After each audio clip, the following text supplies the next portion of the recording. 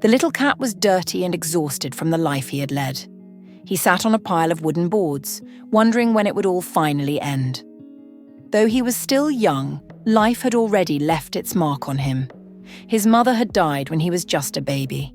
A kind-hearted dog had saved him from starvation, sharing food with him alongside her puppies.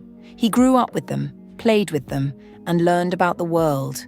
But one day, the dogs and their mother suddenly disappeared, taken away by people, leaving the little cat all alone. He was always hungry. Sometimes the workers at a nearby store gave him scraps to eat. One woman, in particular, was especially kind to him.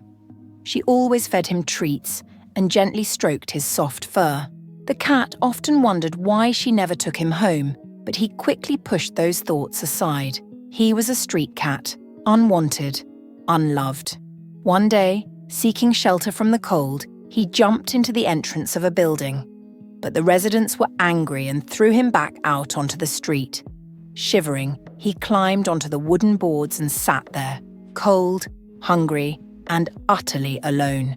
His eyes stared blankly into the distance.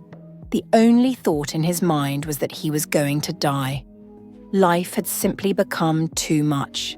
The days grew colder and the nights stretched longer.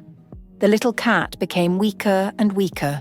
He crawled into narrow crevices to shield himself from the wind, eating only when he found food. No one saw him anymore. No one cared. Until one morning, a young woman discovered the cat in her garden. He was so frail that he could barely breathe.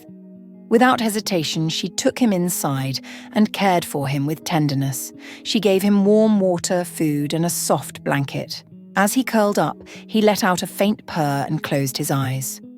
The woman was deeply grateful that she had found him in time. She named him Leo and vowed never to let him go. Under her care, Leo grew healthy and happy, receiving warmth, love, and all the food he needed. At last, he had found a family.